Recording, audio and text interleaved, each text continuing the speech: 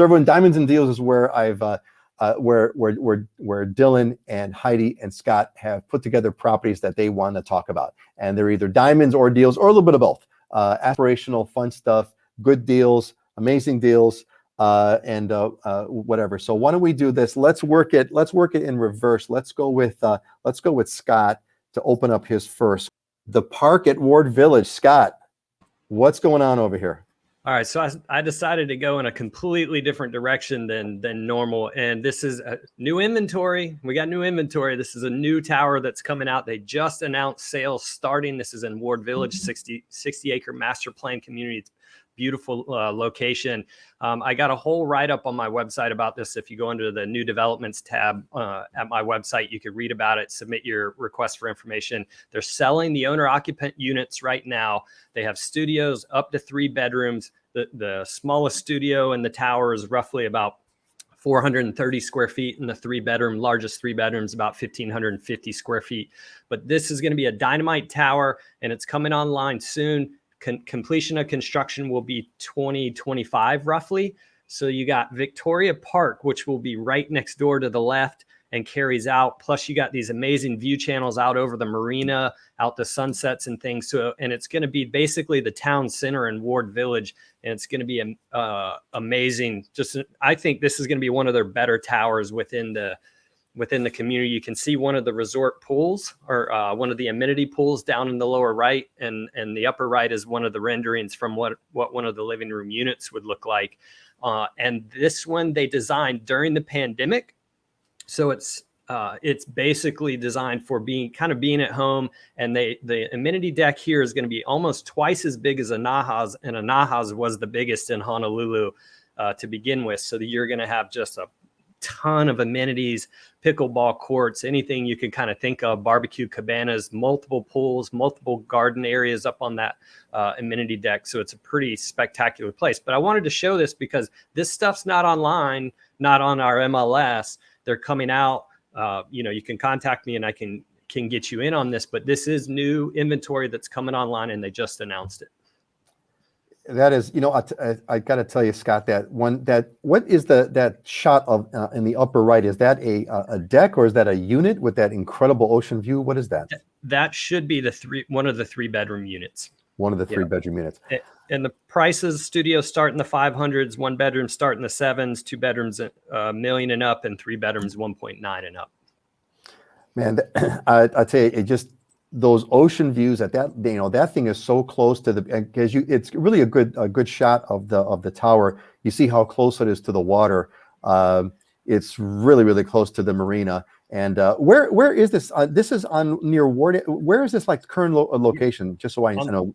On the corner of Ward and Aloha. That's going to be its location. So where Sports Authority used to be, that's going to be its location. And the interesting thing, part of why I like this, it's in the center of Ward Village. They're actually going to reduce the size of Aloha down to 2 lanes, make it more pedestrian friendly right in front. And it's weird because normally when you live in a city, it's all concrete jungle. There you have this huge park next to you and in front and all this vegetation. So you're really going to have the blend of greenery, the things and the amazing ocean views that brings that nature in, but yet you're in the urban core. So it'd be a nice blend that they're putting together.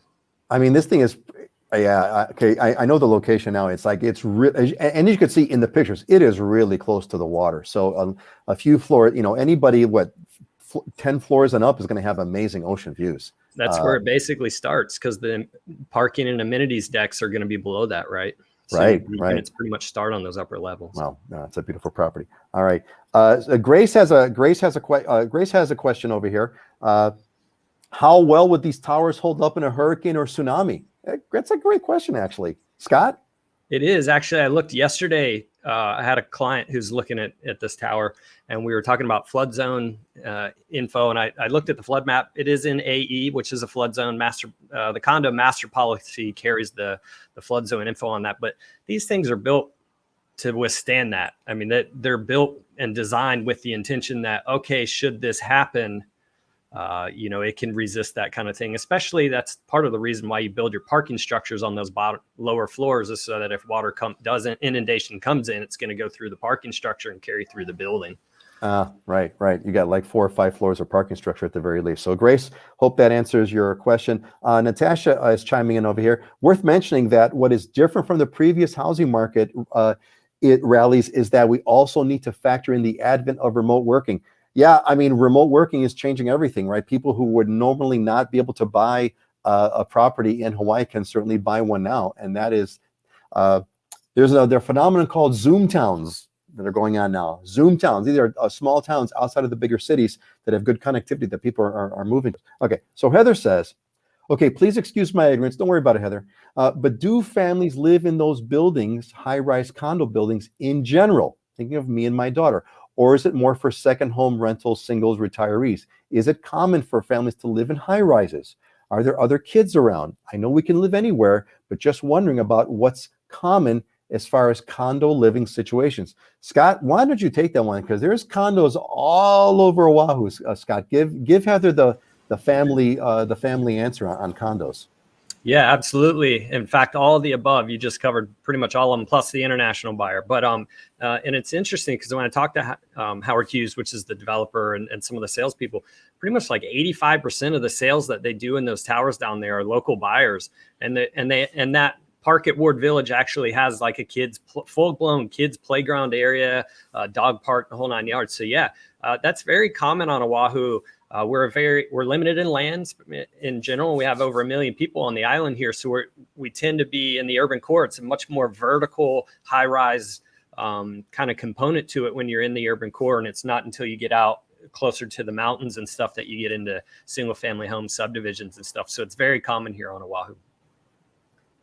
Yeah, thanks, Scott. That's a great response, Heather. Condos are, Scott. I don't know what the ratio is, but I know we have like a lot more condos than we have homes on Oahu because of that very issue. Yeah, 65 to 70% of our inventory is condo based, townhouse based. Yeah, so family life in condos is a part of